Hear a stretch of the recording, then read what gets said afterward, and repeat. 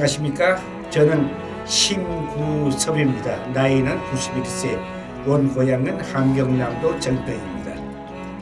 전쟁 이전에 우리 가족은 조선일보 기자 하시던 아버지와 또 당대 지식인으로서 이름이 널리 알려졌던 어머니, 또 저 남동생과 여동생 5명의 가족이 북한에 살고 있었습니다. 그런데 어느 날 아버지께서 연락이 안 되기에 수소문해 보니 아버지께서 남한을 비방하고 북한을 위한 좋은 글을 쓰라고 했는데 그걸 지키지 않았다 해서 납치되었습니다. 다행히 아버지께서는 기지를 발휘하셔서 남한으로 탈출하셨습니다. 그러나 아버지가 남쪽으로 가신 이후 그 소식은 한창 뒤였습니다. 이후 어머니는 내 손을 잡고 아버지를 찾으러 38선을 넘기로 결심하였습니다. 낯선 땅에서 아버지를 찾을 수 있으려니 의문이었지만 정말 운이 좋게 강릉에 계신 아버지를 찾아서 만났습니다. 그것은 아버지가 강원도 강릉에서 신문사 편집국장으로 있었기 때문입니다.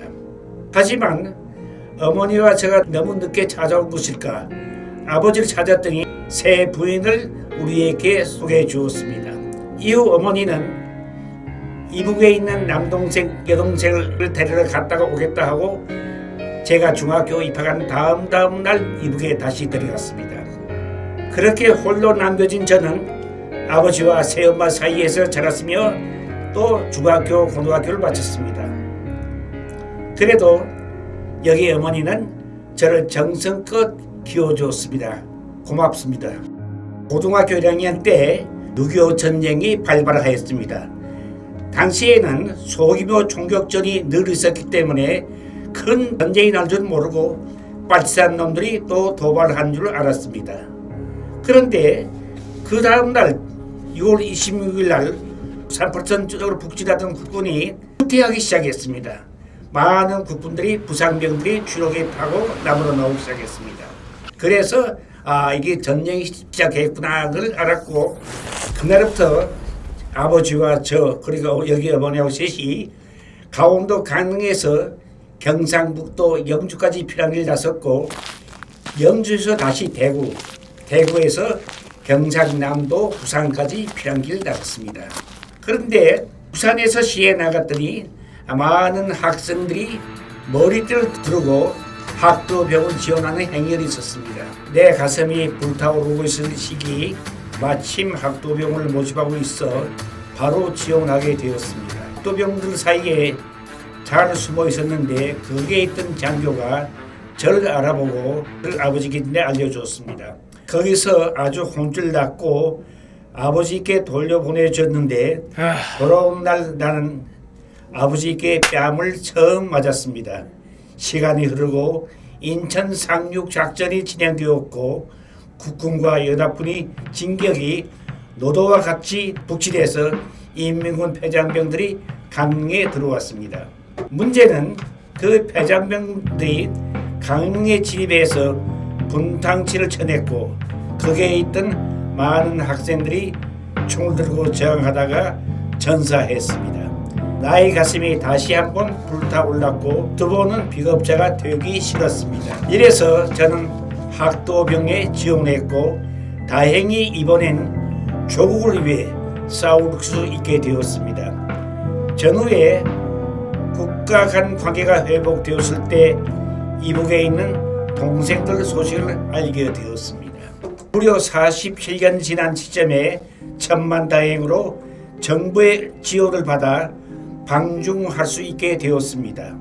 저는 동생 녀석이 살아있으며 다행이다 하고 만났는데 마침 동생 녀석이 훈장을 여러 개 단 사진을 가지고 나왔습니다.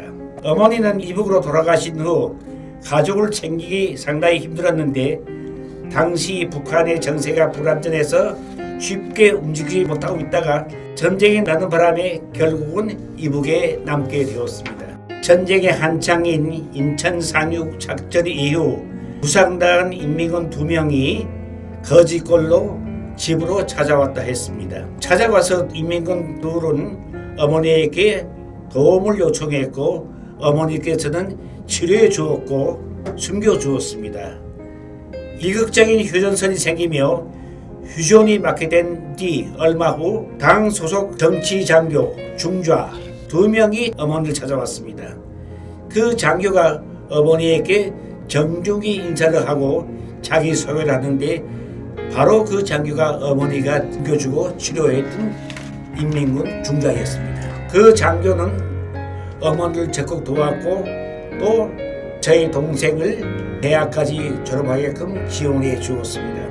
그리고 출신 상문이 회복되었습니다. 북한에 있는 동생과 47년 만에 상봉을 하였습니다. 동생을 만나기 전에 어머니가 이미 돌아가셨고 어머니가 돌아가실 때 저 이름을 불렀다는 얘기도 들었습니다. 어머니 제사 한번 못 지낸 이 불효자식은 북한의 동생을 통해서 어머니 묘에 돌로 된 비석을 세웠습니다. 거기에 큰아들 구섭이가 세웠다 쓰여 있습니다. 동생과 47년 만에 재해 이후 한국으로 돌아왔습니다.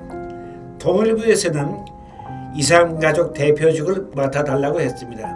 제가 저 같은 이산가족을 위해서 대표직을 맡았습니다. 그리고 북한의 동생과 연락하고 또 생활비도 보내주었고 많은 이산가족들 상봉하게 해주었습니다. 그리고 동생을 만나고 헤어질 때 동생이 월 40불 정도 생활비를 보내달라 했습니다. 그러면 남부럽지 않게 산다 하기 때문에 여동생 목까지 월 80불을 쭉 몇 년 동안 보내주었습니다. 그런데 어느 날 동생이 2만 불을 보내달라고 편지 왔습니다. 2만 불이 적은 돈이 아니었기 때문에 또 제가 그런 돈이 없기 때문에 보내지 못했습니다. 그 이후 동생과 연락이 끊겼습니다. 이 얼마나 한스러운지 내 가슴이 찢어지는 것 같습니다. 그 이후 여동생을 보고 싶어서 두만강투기까지 오게 하였습니다. 동생은 두만강 강투기에서 건너오지 못하고 멀리 얼굴만 왔다 갔다 했습니다. 저는 망원경으로 동생을 보았습니다. 더 오래 볼 수 없기 때문에 동생을 가라 했습니다. 그것이 동생하고 만나지 못한 상봉이었습니다.